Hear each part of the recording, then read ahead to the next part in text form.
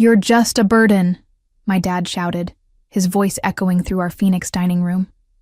I stood there, stunned, my birthday cake still untouched on the table. The candles flickered like my hopes for a normal family celebration. It was supposed to be a happy day, my 26th birthday. But instead, I was watching my father's face twist with disgust as he stared at me. My name is Tessa Morgan, and I work as a remote data analyst for Crimson Harbor Group, one of the largest logistics companies in the country. I had been living back home in Phoenix for the past 2 years, helping my family through what they called temporary financial difficulties. What I didn't realize was how temporary my welcome would be. "Did you hear me?" Dad continued, his voice getting louder. "All you do is sit in that room all day, pretending to work on your computer.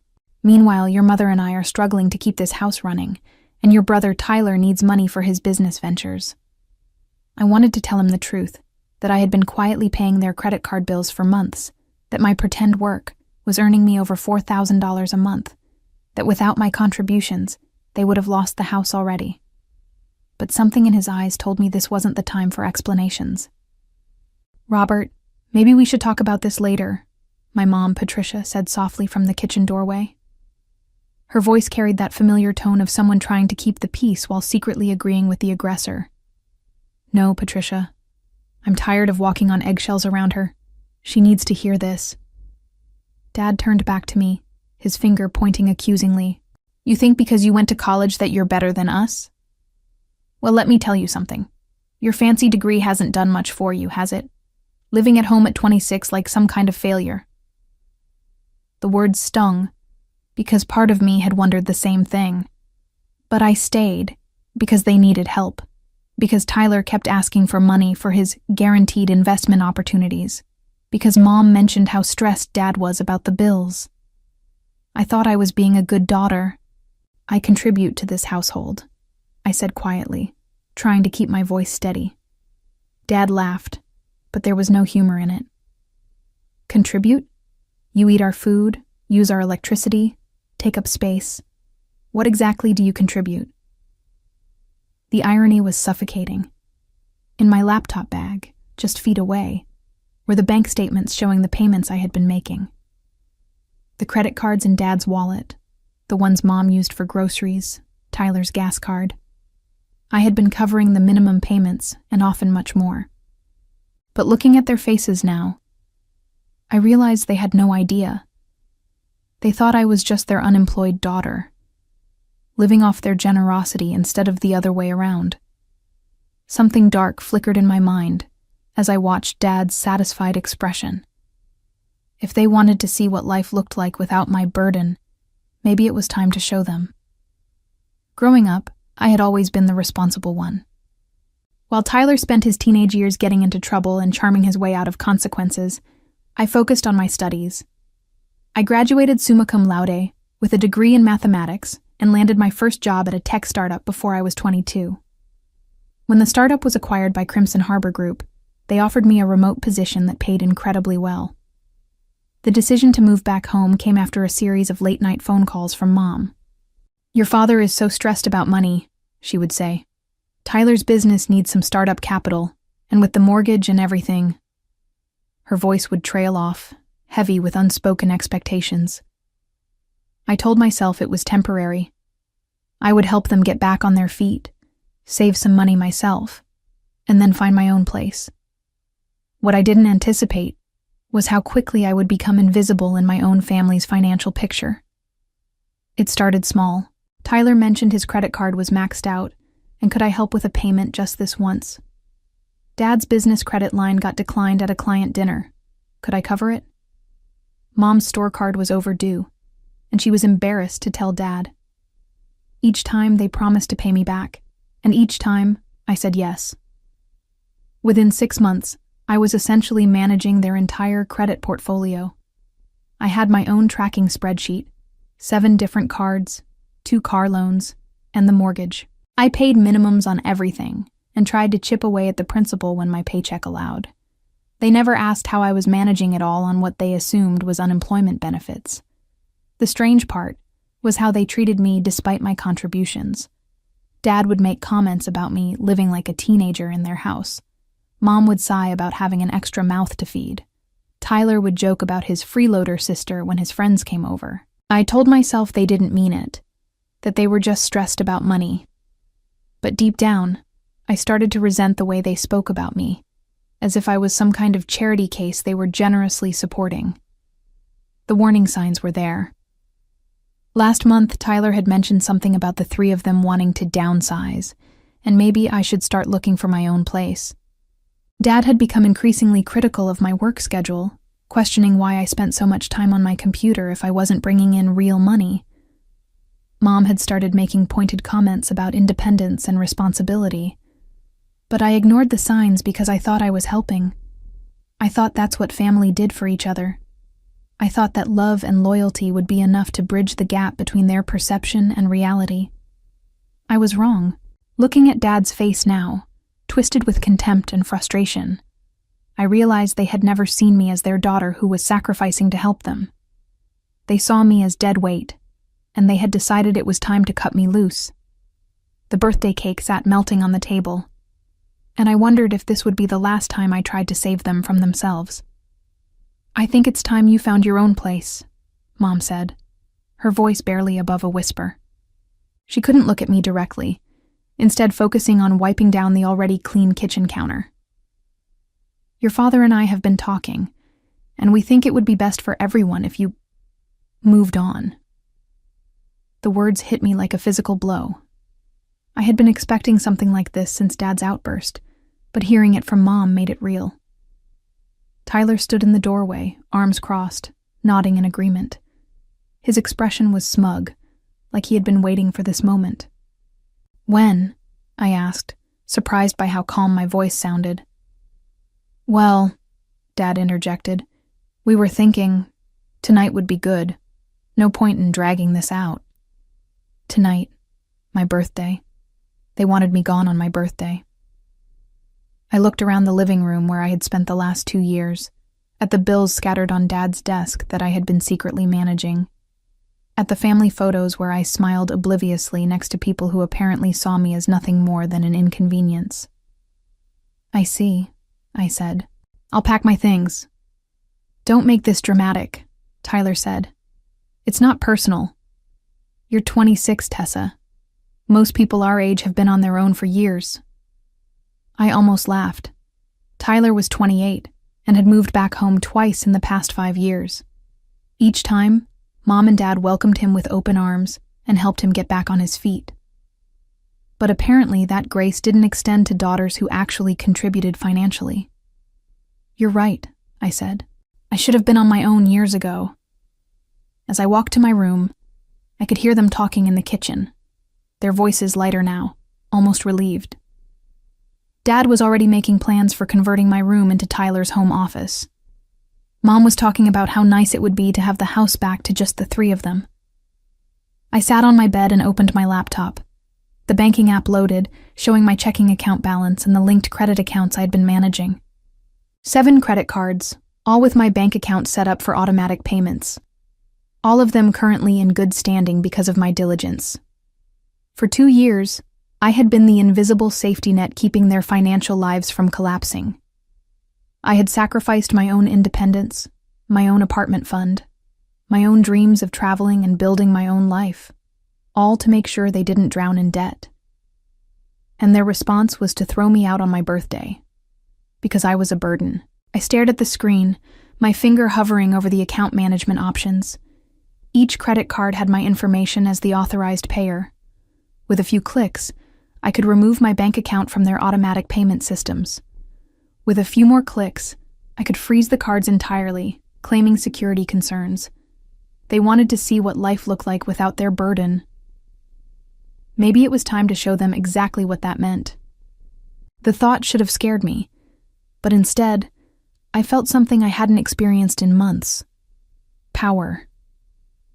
For the first time in 2 years, I was about to make a decision based on what I wanted, not what they needed.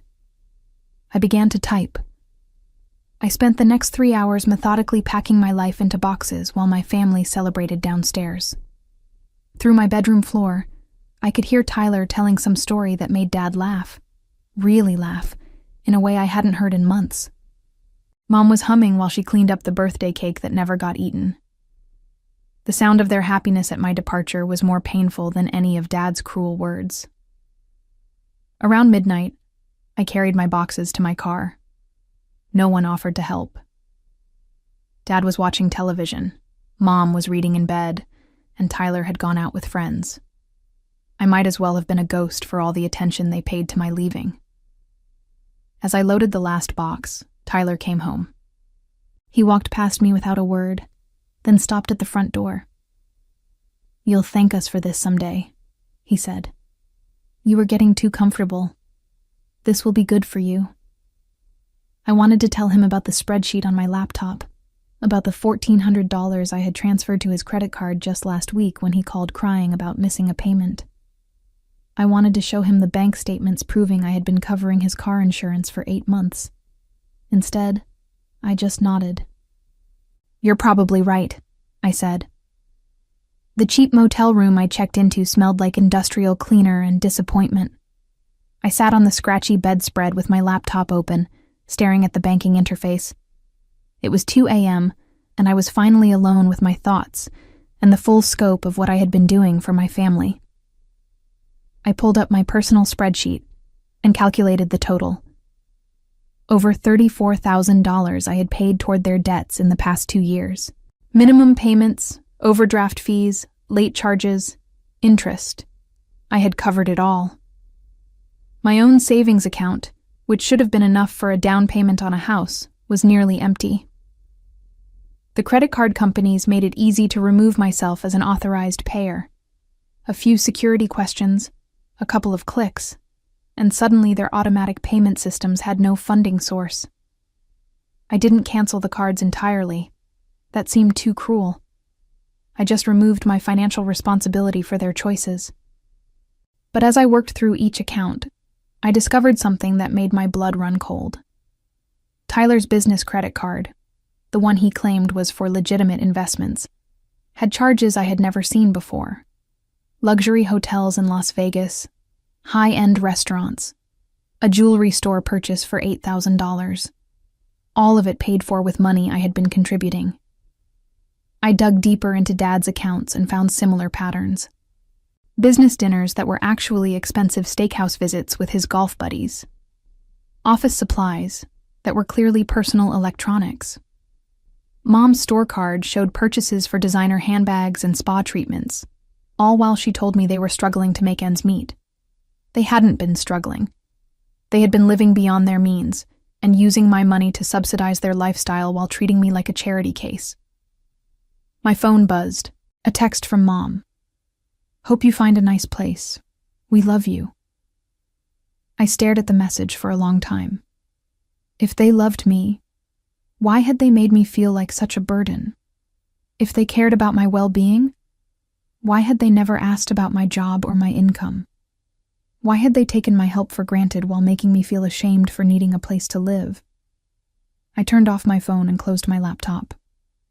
Tomorrow, I would drive to San Diego and start over. Crimson Harbor Group had been asking me to relocate to their West Coast offices for months, offering a significant salary increase and relocation assistance. I had turned them down because I thought my family needed me. It was time to start thinking about what I needed. As I tried to fall asleep on the uncomfortable motel bed, I wondered how long it would take them to realize what had happened. Their credit cards would start declining within days. The automatic payments that had been keeping them afloat would bounce. Their carefully maintained credit scores would begin to crumble. Part of me felt guilty for what was coming, but a larger part of me felt something I hadn't experienced in years. Freedom. I woke up to 17 missed calls. It was 7 a.m., exactly 12 hours since I had left, and my phone was buzzing constantly. Dad, Mom, Tyler. They were taking turns calling, leaving increasingly frantic voicemails. I listened to them while I packed my remaining toiletries. "Tessa, honey, call me back. There's been some kind of mistake with the credit cards." Mom's voice was tight with worry. "Tessa, what the hell did you do? My card got declined at breakfast." Tyler, angry but not yet understanding the scope of the problem. Call me back immediately. We need to talk. Dad, using his authority voice like I was still a child who could be commanded. I drove toward San Diego while they called. 3 hours into the drive, the voicemails became more desperate. Tessa, please, I know you're upset, but we can work this out. Just call me back. Mom, now clearly panicking. The bank says you removed yourself from all the accounts. What the hell does that mean? Tyler, finally beginning to understand. You vindictive little... Just call me back. Now. Dad, no longer trying to hide his rage. I pulled over at a gas station and finally answered when Mom called for the 4th time that hour. Tessa, thank God. Where are you? What happened with the credit cards? I'm not responsible for your credit cards anymore, I said calmly. I removed my bank account from your automatic payment systems. Silence. Then, what do you mean, your bank account? Mom, who did you think was paying those bills? Another long pause. Your father... I thought... We assumed... You assumed wrong. But how... Where did you get that kind of money? I almost laughed. From my job, the one Dad thinks is pretend, the one Tyler jokes about. I've been working remotely for Crimson Harbor Group for 2 years, making $55,000 a year. I've been paying your bills because I thought you needed help. I could hear her talking to someone in the background, probably Dad. When she came back on the line, her voice was small. Tessa, we didn't know. If you had just told us. I tried to tell you. Remember when I said I was contributing to the household? When I mentioned my work?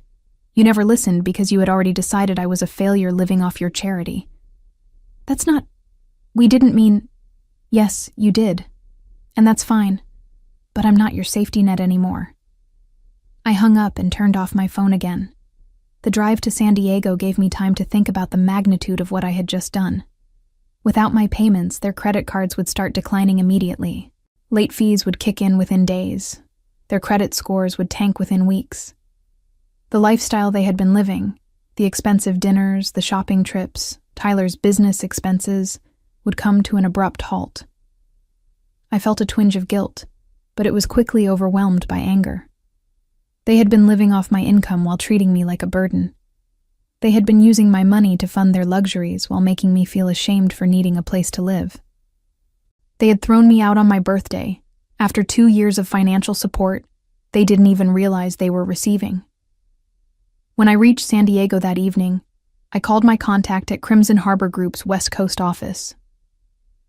Tessa, I was hoping to hear from you. Are you reconsidering our offer? I am. How quickly could I start? How about Monday? We've been holding a position for you. When can you be here? I'm already here. The relief in my manager's voice was palpable. Perfect. Let me help you find a place. We have corporate housing available, and there's a great apartment complex near the office with immediate availability. For the first time in months, I felt like someone wanted me around. By Sunday, I had a furnished 1-bedroom apartment 3 blocks from the beach. By Monday, I was sitting in my new office, signing paperwork for a position that paid nearly $70,000 a year. By Tuesday, I had turned my phone back on to discover 43 missed calls and 27 text messages. The messages painted a picture of escalating panic back in Phoenix. Saturday. Call us back. This is serious. Dad. Sunday. Tessa. Your father had to cancel his golf weekend because his card was declined. Please call. Mom. Monday. My car payment bounced. I could lose my car. Call me. Tyler. Tuesday. The mortgage payment failed. We could lose the house. Where are you? Dad. Wednesday. I know you're angry, but this is going too far. Call your mother. Tyler. I sat in my new office, looking out at the San Diego skyline, and felt absolutely nothing. No guilt, no satisfaction, just a strange emptiness where my family anxiety used to live.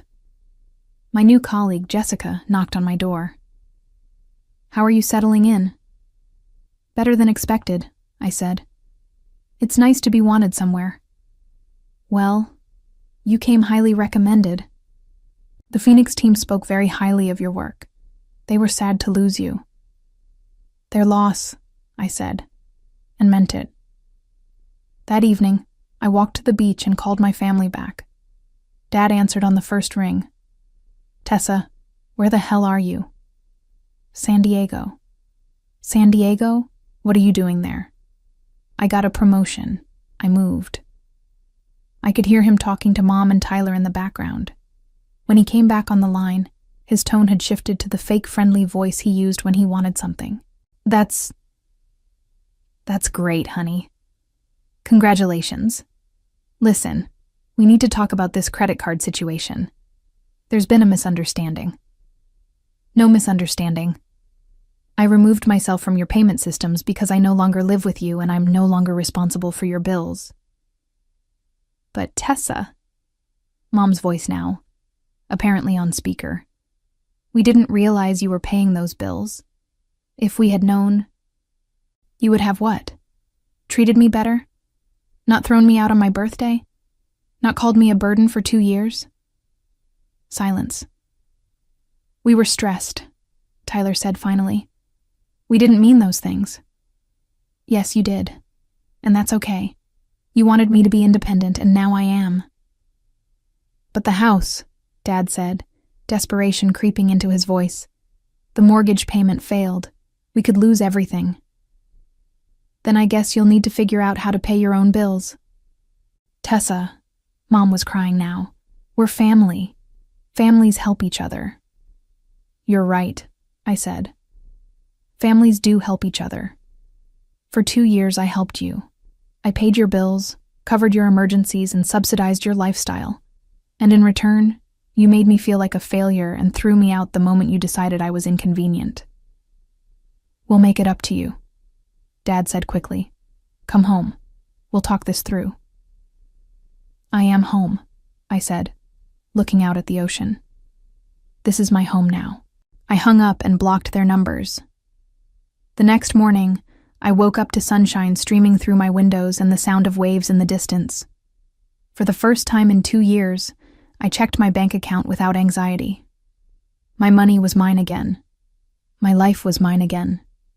I made coffee and sat on my small balcony, watching surfers catch the morning waves. My phone buzzed with an email from my new manager, praising a project I had completed the day before and asking if I'd be interested in leading a larger initiative. I smiled and started typing my response.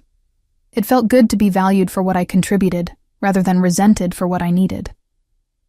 The ocean stretched endlessly before me, full of possibilities I had forgotten I was allowed to want. 3 weeks into my new life in San Diego, I got the call I had been expecting. It was from Aunt Diane, Dad's sister, who lived in Tucson. "Tessa, honey, I heard about what happened. Your parents are in quite a mess." I sipped my morning coffee from my balcony, watching joggers on the beach below. "What kind of mess?" "Well," Diane's voice was careful. "They had to sell Robert's truck to make the mortgage payment, and Tyler moved back in with them because he couldn't afford his apartment anymore. Patricia's been calling around the family, asking for loans. I felt a flicker of something. Not quite satisfaction, but a sense of completion." "I see. She wanted me to call you. Said you weren't answering their calls." "I'm not." Diane was quiet for a moment.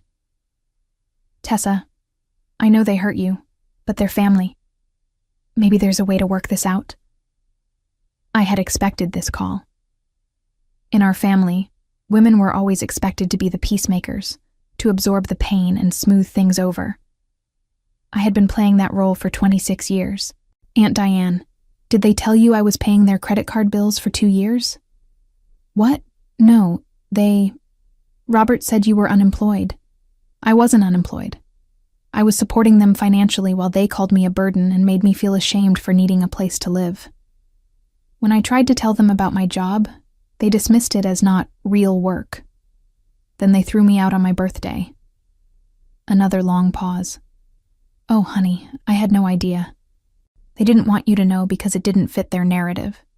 They wanted to be the generous parents supporting their struggling daughter, not the struggling parents being supported by their successful daughter.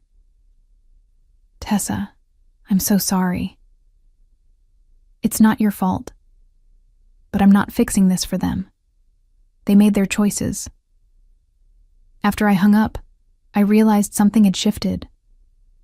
The anger that had been burning in my chest for weeks was fading, replaced by something cleaner: indifference. They were no longer my problem to solve. 2 months later, I was promoted to senior data analyst with a corner office and a view of the harbor. My new salary was $85,000 a year, plus bonuses. I had started dating a marine biologist named Kyle, who thought my career was fascinating and never once questioned whether my work was real. The apartment complex where I lived had become my community. I knew my neighbors, joined the building's book club, and had season tickets to the local theater. For the first time in my adult life, I felt like I belonged somewhere. That's when Mom showed up. I came home from work on a Tuesday to find her sitting in the lobby of my building, looking older and more tired than I remembered. "Hi, sweetheart," she said, standing up uncertainly. My heart clenched, but I kept my voice steady. "What are you doing here, Mom?" "We need to talk. Can I come up?" Against my better judgment, I led her into my apartment. She looked around at my furniture, my view, my life, with a mixture of pride and confusion. "This is beautiful, Tessa. You've done well for yourself." "Thank you." She sat on my couch, twisting her hands in her lap. "We lost the house." I felt a stab of something. Grief, maybe, for the home I had grown up in. But it passed quickly. "I'm sorry to hear that. We're living with your Uncle Gary now, all 3 of us in his guest room. That must be difficult." "Tessa." She looked up at me with tears in her eyes. "We were wrong. We were so wrong about everything. If we had known you were helping us, we never would have..." "You would have what? Treated me with respect? Asked about my life? Valued my contributions?" "Yes," she whispered. "Mom, the problem wasn't that you didn't know I was paying your bills. The problem was that you didn't care enough to find out who I really was or what I was doing with my life. You had decided I was a failure, and that was easier than actually paying attention to me." She was crying now, and despite everything, it hurt to see. But I had learned the difference between feeling sorry for someone and feeling responsible for fixing their problems. "I came here to ask you to come home, to help us get back on our feet."